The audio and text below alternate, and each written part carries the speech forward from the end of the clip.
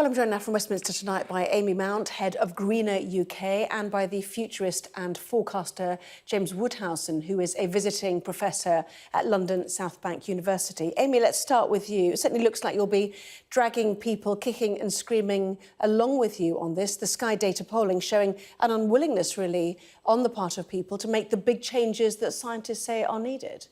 Look, I think there's two main things we need to take away from the report that the Committee on Climate Change has produced today. One is a sense of hope.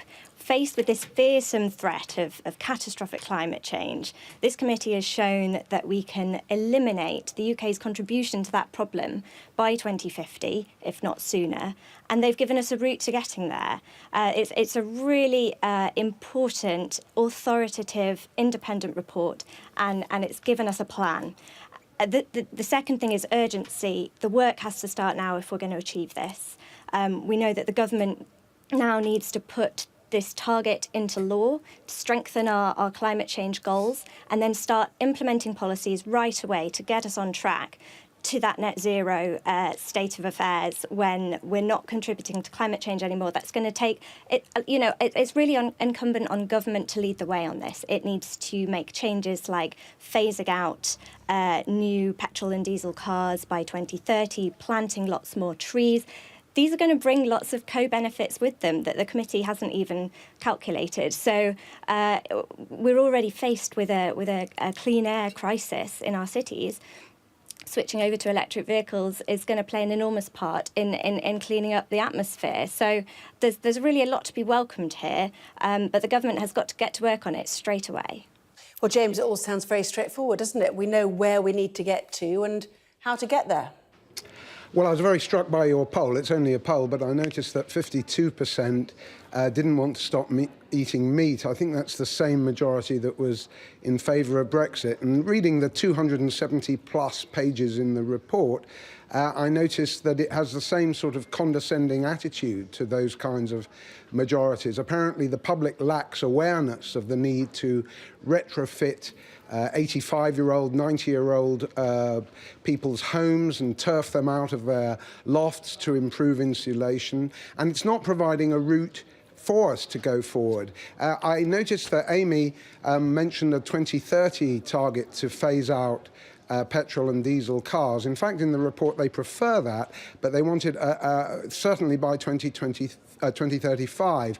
If you run the maths on Britain's 38.4 million cars on the roads and the 2.4 million that are sold new each year, it's going to take way beyond 15 years that the CCC suggests, and that's without the fact that you have a second-hand car market of 8 million a year. So unless they want to stop everybody selling their cars and then make a really draconian change in all our behaviour because we lack awareness and we don't care, as one of the people you interviewed just said, to share our drills and all the rest of it, unless a really authoritarian state is introduced into this country, which far too many people want, then I'm afraid the Baron, the Lord, the unelected people who run the Committee on Climate Change and who are backed just today in the news by BlackRock, the famous force for progress in investing,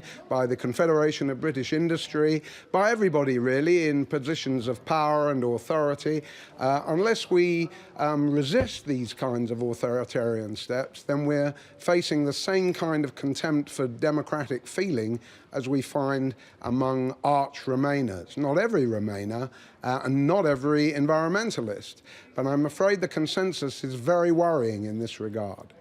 Well, let's pick up on the vehicle point, shall we, that James made there, Amy. Aside from actually changing your vehicle, the infrastructure to get us all to use electric cars is a massive project. Do you really believe it can be done in that time frame? I do, and just to pick up on some of what James is saying, there's absolutely nothing condescending about getting to grips with this issue. We're already seeing the devastating impacts that climate change is having around the world, and it's the poorest who are the most effective. People like the victims of Cyclone Idai in Mozambique. We've also seen wildfires sweeping across California and across moors in northern England as well. So this is no trifling matter, and of course it's going to take a lot of work to get to grips with it. But That's why this report is so exciting, because it shows that we can get there, and we can do so absolutely in a democratic way. What this committee is, it's a committee of experts, and it's providing advice. It's now up to government, our democratically elected government, and MPs to say, we're going to follow that advice, we're going to demonstrate leadership, we're going to take this issue seriously, and then to implement policies that are going to get us there in a fair way. So going to the leakiest houses that are costing people lots of money to heat and saying, we'll retrofit that, so it's going to save you money. There's a really good news story, and it's also the right thing to do. We need to be taking action on this. We can't wait around. And that's the point, isn't it, James? The science is clear now. If we want stable climate systems, it is time to act. We do need to reduce our carbon footprint individually, nationally and globally.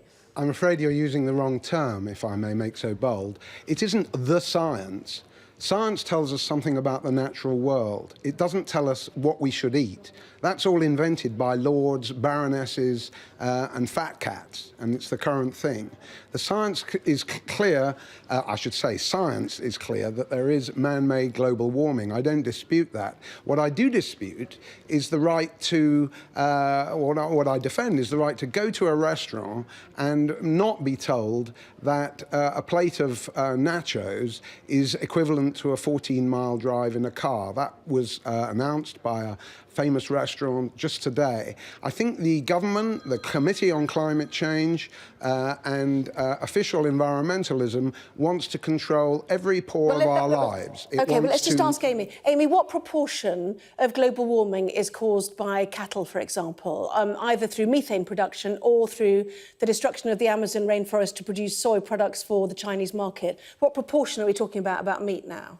I don't know about that, the precise number on that. I do know that agriculture in the UK is one of the biggest emitting sectors, and that's why it's fascinating that the National Farmers Union itself has said we need to be getting to net zero emissions in agriculture by 2040. So actually even more ambitious than the 2050 target that the Committee on Climate Change has been announcing today. This is absolutely doable, and we're not saying you're never going to be able to eat meat again.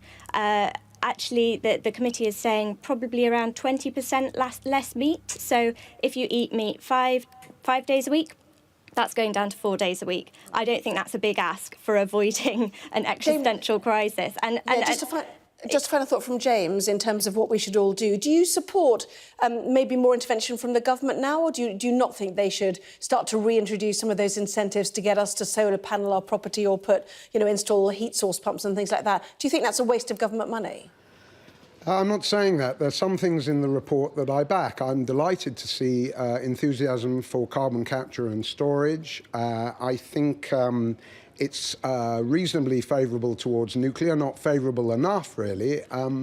And I'm even in favour of planting millions of trees. That's all, just fine, and it's constructive. And we need tidal power as well, and many other devices more efficient than wind and solar power are at the moment to bring about not just lower carbon emissions, but much cheaper and more affordable energy for everybody, something that seems to be beyond the Committee on Climate Change. Look, wind power is the cheapest form of electricity out there. Well, that's what you say. That's what you say. Are you talking about levelised costs or what? Exactly. Are you talking about the backup systems that need to work with wind power because it's intermittent? Look, it's an extremely controversial area. No, and you cannot just assert there's a whole load that of it's evidence cheaper. out there. There's a lot of evidence out there to show that onshore wind is now the cheapest form of power available. We've also got this fantastic resource, which is offshore wind. So putting wind turbines out at sea, absolutely, when you're out there is no pollution that you're breathing in. Except it's for the just quietly boats that go generating to the, electricity. Turbines offshore. They are strongly polluting. I happen to know that because I've been offshore. So for every solution that is put forward, you take solar panels. If you take the mining of the metals that goes into solar panels, you'll find that it's actually extremely carbon intensive. So provided that you only have a carbon view view of the world, then humanity takes a second place, and all you have to do is just say that the evidence is there. Let me add, if I may, that this whole approach by the CCC is to suggest that Britain should set China and India an example by being the first to go zero carbon, or I should say zero ambition. In any other camp, this would be regarded as a sort of chauvinist, if not imperialist, attempt to tell the developing world what to do. But here, of course, it's perfectly right that everybody has such a high regard for Britain around the world that they're going to be terribly impressed by Lord Gummer, or Lord Deben, as he should better be known, and James, all the green scientists that he's assembled in the Committee on Climate Change. They won't buy it, and people in England will not buy it. OK, Amy, I'm sorry you didn't get a final say there. Both of you, we've run well over. Very good to have you on. Thank you very much indeed. Amy Mount, Head of Greener UK, and James Woodhousen, Visiting Professor at London South Bank University. Come again. That was good. Thank you.